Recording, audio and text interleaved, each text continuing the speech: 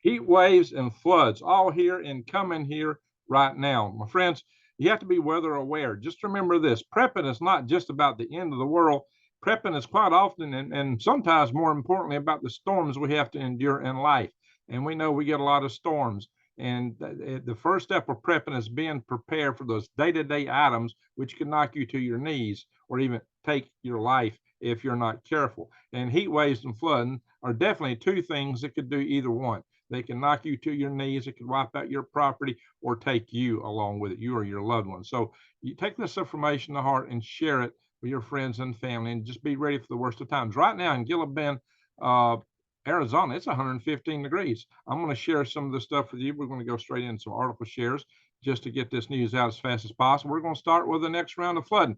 As many of you remember, we just had a huge flood up in the Hudson Valley area around Connecticut, Vermont, up in here.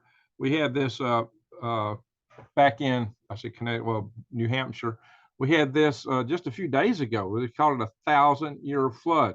Well, now there's a new river of water working its way north. It's about to hit probably tomorrow and Monday. It's going to again flood the area. What they're predicting here is in this darker green circle, 4 to 8 inches of rain in a very short period of time. So if you live in this area, you need to be aware of that. Heat's not your immediate problem, it's flooding. We're going to talk about the heat wave in a little bit. And you can see even out here, 2 to 4 inches can be a lot of rain. 1 to 2 is probably a good rain. But all this stuff is coming. There's a breeze coming right out of the south that's bringing all this stuff straight north. So just for flooding, you just got to know that, of course, it doesn't take but 6 inches of water to really carry a vehicle away. Just enough to pick it up, float it. Sometimes it don't take that much. Water is 8 pounds per gallon. You got a lot of gallons flowing in a stream, and so you'd be surprised the power that water can have to take a car out. If you go downstream, you may not make it. So be careful. And also, you got to remember that if your house gets flooded, you need to get it dried out as fast as possible. It might be a good time to go to Lowe's or Home Depot and get one of those big shop vacs that can suck up water to dry your house out, and get some fans, heaters, and different things to try to get your house dried out as fast as possible. Black mold is the biggest thing you got to worry about. You may even have to tear out walls and carpets and throw them away and start fresh to get rid of the mold. If you get a black mold issue, black mold is deadly. So that's one thing to watch out for. We're going to try to be quick here with this video today. Yeah, alerts for 115 million people for heat, and the heat is primarily in the southwest right now. They claim this heat dome is going to be moving east over the next few days. So it's like they're going to share the love with the rest of the country. So this is what you got to buckle up for. Now, here in the West, fortunately, that heat is horrendous, but it is a dry heat. As long as you stay well hydrated, you can evaporate a lot of that off. So we'll talk about countermeasures for that here in a minute. As you can see here, even Puerto Rico, this is an incident in Puerto Rico. They had a heat index of 125 in Puerto Rico. So that is very severe, my friends. But there you got the humidity like in the southeast. It's hard to get rid of heat when your body don't evaporate the sweat. That's why the heat index is a measure where the humidity is high, and it means a lot. So let's look at the weather overall right here, right now. What we can see at the moment, it looks like 115 in Phoenix, 113 in Las Vegas, Reno's 100. These are all serious temperatures. Houston's 100. Guys, let's see, that's this morning. Let's update it here a little bit. Tick it up to right now. Okay, no, it's even hotter, 116 in Phoenix. Yeah, 115 in Las Vegas. Reno's still 100. Houston's cooled down 2 degrees, all the way down to 98. It's getting later in the afternoon here. So, my friends, these are things to be concerned with, but it's going to be pretty brutal Sunday. If we come in here Sunday to about 2 p.m. and have a look at it, you can see again 106, 100 in Phoenix and Las Vegas. Let's go forward a few more hours here. Yeah, you can see it picks up 113, 115. You can see the moisture coming in down here. That just adds the humidity when it's hot and humid. And here now you can see the rivers of water coming up here to the northeast. Let's see if I can scroll the map a little bit. You can see that rain picking up here into the northeast I was talking about. And this goes on. That's pretty heavy there. Sunday, this is like 10 p.m. my time. It should be like 11 time out there. Finally, it'll start moving out Monday in the wee hours of the morning. So this is mainly a Sunday event for the rain up here. You can see some thunderstorms are predicted in Illinois and Missouri. Those look like small thunderstorms. They could be very intense. But let's talk about this heat a little bit, what to do. The main thing you got to worry about is don't go outside in the middle of the day. This is showing early morning hours. Yeah, this is the best time to get. It's like 9 a.m. If you got to work outdoors, go outdoors in the morning time. Like here at 7 a.m. Well, it's my time, so it's actually still probably a sunrise out here. You can see the temperature is a lot lower. You can get more things done and not be taking as much risk. Always remember to wear sunscreen, wear a broad brimmed hat, keep the sun off of you. You might want to wear long sleeve, airy clothes, keep the sun off of you, stuff that's flowing, that's not, real constraining.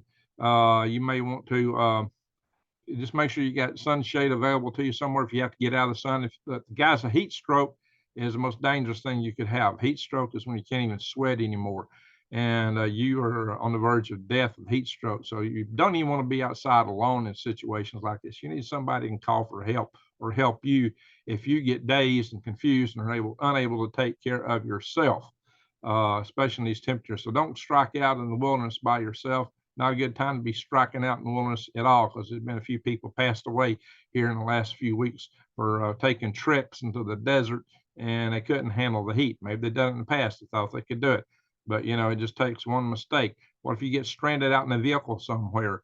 If you get stranded, I had a GPS one time sent me down a dead end road way out in the middle of Georgia, it's supposed to be a highway to get back to where I've come from, but no, the road was a one-way dead-end road and ended on a rich man's estate, and he had these dogs that looked like as big as cows.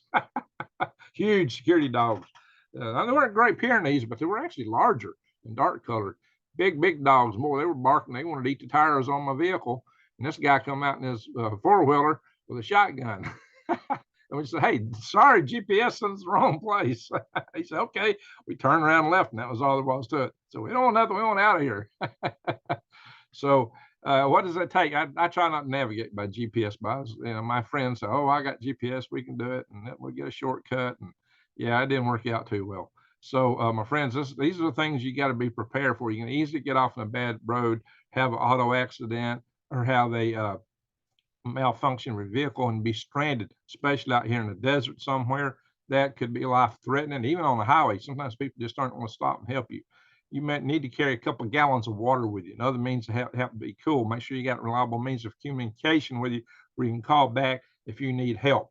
And like I said, if you're going to work outside or go somewhere outside, have someone else with you, and especially in the higher temperatures, and try to stay outside in the hottest part of the day, the noon and early afternoons, like 2 to 4 p.m. It's still going to be really hot, really hot. So the mornings are the best time to get out and do anything if you got to do it. So just keep all these things in mind, but keep the water to stay hydrated. Even here in the southeast where you got the humidity, it still helps that have hydration. You might want a fan to assist that evaporation. You need something to get that moisture off of you. So these are all things to be aware of. My friends, hey, guess what though? It's still a good time to plant. You can do summer planting, summer stuff here, summer sowing vegetables for your fall harvest. You can grow your fall pumpkins. You can grow microgreens year round and things like that. You can get growing kits. So check out True Leaf Market. Still a good time to garden. Just don't be planting a garden out in the middle of the afternoon when it's hot. Do your garden work in the morning if you can, or right around sundown. So in fact, that's the best time to water your gardens, early in the morning or late in the evening. That's the best times to water if you got to get out and water your garden, but it's also the best time to work in it. So just keep these things in mind. Highly encourage everyone to grow your own food because we're in an era of food insecurity. Check out my links below to True Leaf Market. Don't cost you any more than it say, and it helps me out with my channel. So appreciate that, guys. Enough said. Be weather aware. That's my main bottom line here. This isn't the kind of video I normally do, but there's such an emergency here going on right now with weather between flooding and the heat that it just makes sense to bring this up for everybody. This is a service to you just to be aware.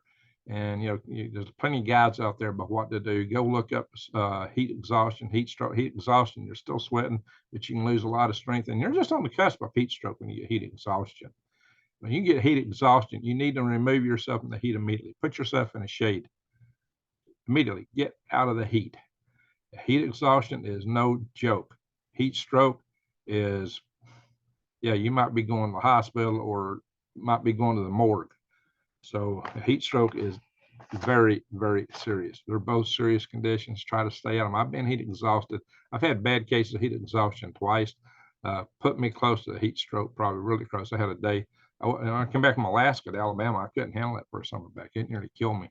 Just riding in a pickup truck through the town I was born in gave me a severe case of heat stroke, heat exhaustion. I was like a limp noodle all day. Then on the deck of the NASA Pearl River barge, a 200-foot long metal deck that was 70-foot wide, steel deck, and the 20th of June in 1998 in the Gulf of Mexico. You could fry the egg on that deck. Oh my gosh, we did a rocket launch, balloon rocket launch out there on that barge, and it was miserable. Yeah, we all had heat exhaustion. That hit us hard. So just bear in mind, guys, that these, yeah, you might not be doing anything. Like I said, I was riding in my pickup truck with the windows rolled down. I didn't expect to get heat exhaustion, but I just returned from Alaska. I was acclimated to Alaska. I was not acclimated to the town I was born in anymore. So, especially if you've transplanted from a colder region to a warmer region, be extra careful, extra careful. I wouldn't do that today. I don't think I'd survive it. I was 21 years old then. I was young and tough, but still nearly did me in. I wouldn't even want to imagine, having to deal with that today. So, guys, take care. Stay weather aware. Pay attention to the forecast, the temperatures, your conditions. So pay a lot of attention to yourself and don't push it. It's when I can do a little bit extra. That's when you get in trouble. Don't do it. All right, my friends, thank you for watching. With that, I'm going to say, take care, be weather aware, and Greg out.